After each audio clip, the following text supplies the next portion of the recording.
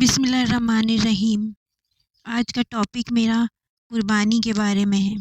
آج میں آپ کو قربانی کے بارے میں رسول کریم صلی اللہ علیہ وآلہ وسلم کی چند احادیث بتاؤں گی اور اس پہ بات کریں گے قربانی کے حوالے سے۔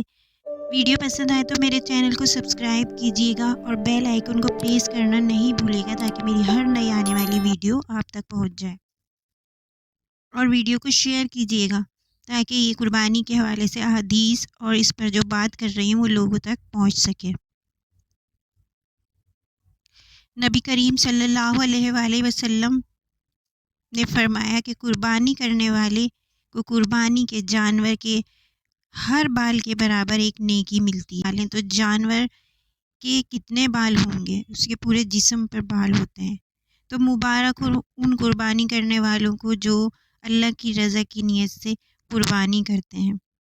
پھر ایک اور حدیث آپ کو بتا رہی ہوں۔ رسول کریم صلی اللہ علیہ وآلہ وسلم نے فرمایا کہ جس نے خوش دلی سے ثواب کی نیت سے قربانی کی تو وہ آتش جہنم سے دور رہے گا، یعنی آتش جہنم اس تک نہیں پہنچے گی۔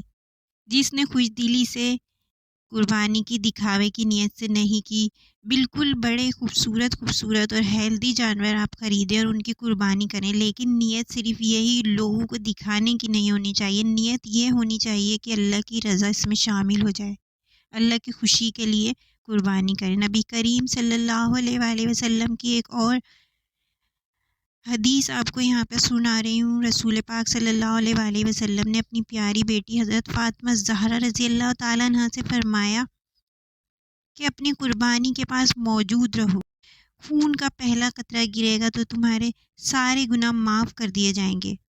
پھر ایک اور حدیث میں رسول کریم صلی اللہ علیہ وآلہ وسلم فرماتے ہیں کہ جس شخص نے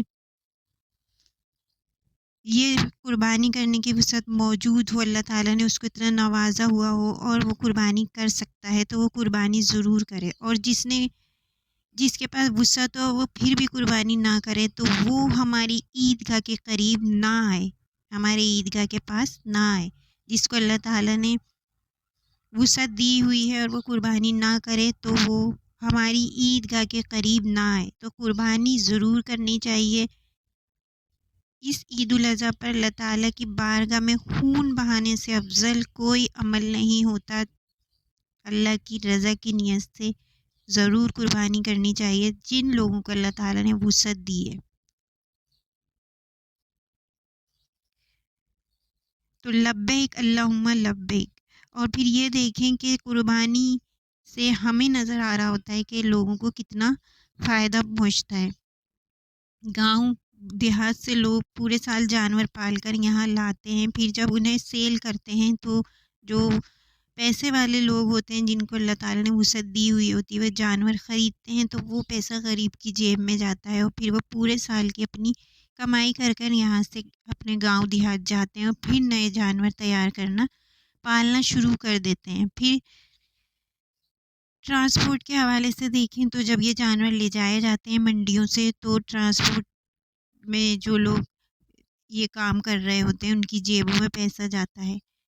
پھر اسی طرح سے قصائی حضرات جب عید پر قربانی کرتے ہیں تو پھر اسی طرح سے یہ پیسہ ان تک جاتا ہے اور ان کا بھلا ہوتا ہے۔